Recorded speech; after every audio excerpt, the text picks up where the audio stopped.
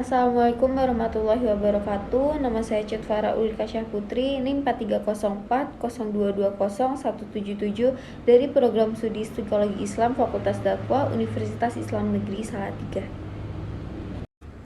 Nah, di sini saya akan sedikit menjelaskan tentang apa sih perkembangan pada anak itu dan apa saja yang menjadi aspek-aspek perkembangan anak.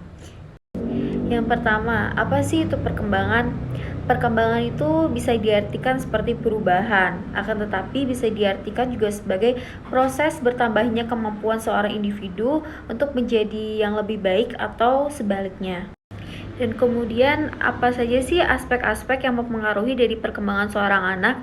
Nah, yang pertama bisa dari aspek fisik dan motoriknya, terus bisa dari aspek kognitif, terus sosial emosional, komunikasi dan bahasa, dan masih banyak lagi.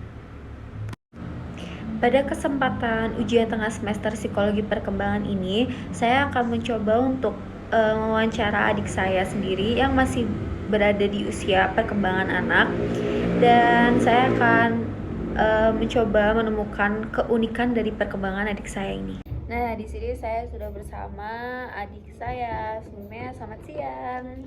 Hari ini puasa. Alhamdulillah. Udah bolong berapa? 3. Hebat.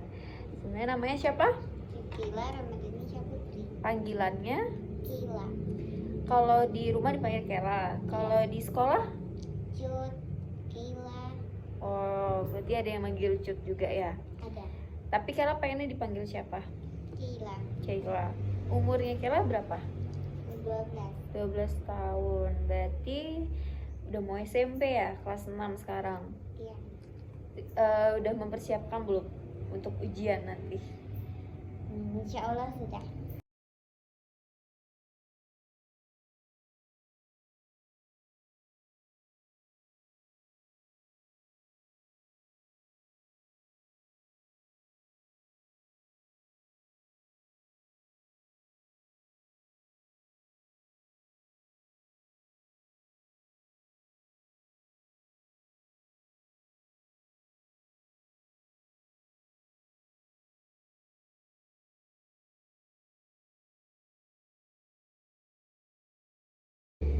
Terus misalkan nih Kela pengen sesuatu tapi Kela nggak bisa dapet itu, Kela gimana? Marah, nangis, sedih? Atau sedihnya Kela itu gimana? Nangis atau kayak apa namanya, marah, pengen gitu? Jawab aja gak apa-apa. Marah pengen. Marah pokoknya Tapi gimana harus pun. sabar. Marah, nangis, tapi tetap sabar gitu. Iya. Ya. Terus kalau misalkan nih ada yang bikin Kela sakit hati, merasa Kela bikin Kela nggak nyaman, itu Kela gimana? Langsung ngomong marah atau Kela diem tapi Kela nangis ntar cerita sama mama? Diem, Kela terima gitu, Iya. nggak berani buat kayak membalas, kayak misalkan membela diri? Enggak. Berarti Kela lebih ntar nangis di rumah gitu? Iya. Iya. Terus yang paling banyak ada waktu buat Kela siapa? Mama. Karena papa kerja terus ya. Iya. Jadi Kela kurang dekat sama papa. Tapi kan kalau pulang deket kan? Iya. Ya. Ya udah segitu aja. Terima kasih Kela sudah meluangkan waktunya buat kakak mengerjakan tugas UTS. Dadah. Nah, itu tadi adik saya. Dan setelah saya sedikit berbincang-bincang dengan adik saya menemukan keunikan dari perkembangan emosionalnya. Jadi, apa sih perkembangan emosional itu?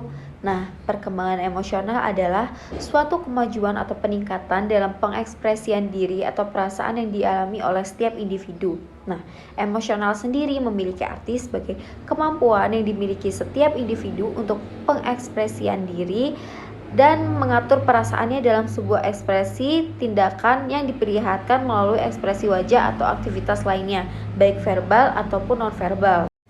Jadi, setelah saya memberikan dia pertanyaan tentang ketika ada yang membuatnya sakit hati, apa yang dia lakukan, ekspresi apa yang dia lakukan, dan ternyata adik saya lebih memilihnya untuk diam dan memendamnya, baru kemudian diceritakan atau diluapkan setelah dia berada di rumah.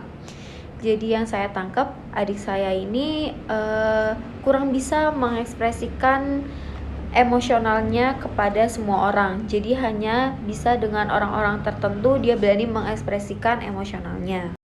Dan kemudian setelah saya mengajukan pertanyaan kedua tentang siapa yang paling banyak ada waktu untuk adik saya, dan adik saya menjawab mama saya. Dan setelah dilihat dari kehidupan sehari-hari, memang benar papa saya kurang ada waktu untuk adik saya ini karena ada tuntutan pekerjaan yang mengharuskan papanya untuk bekerja di luar kota dan menjadi kurang waktu untuk adik saya. Jadi itu tadi kurangnya waktu papa saya terhadap perkembangan adik saya itu juga sangat mempengaruhi ternyata untuk perkembangan emosionalnya. Jadi kesimpulannya adalah pengawasan dan perhatian orang tua terhadap perkembangan anak rentan usia 0 sampai 12 tahun itu memang sangat penting ya.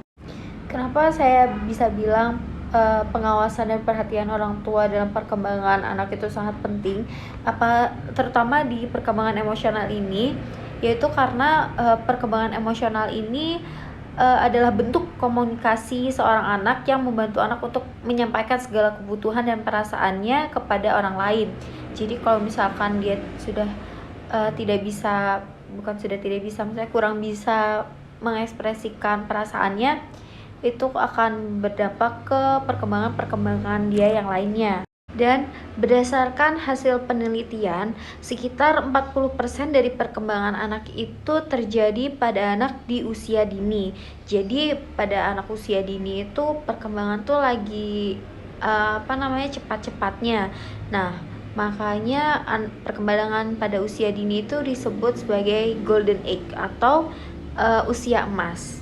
Karena yaitu tadi perkembangan itu terjadi secara pesat itu pada masa-masa usia dini, yaitu rentan usia 0 sampai 6 tahun. Baik, mungkin itu saja yang bisa saya sampaikan. Kurang lebihnya atau ada kesalahan-kesalahan saya mohon maaf.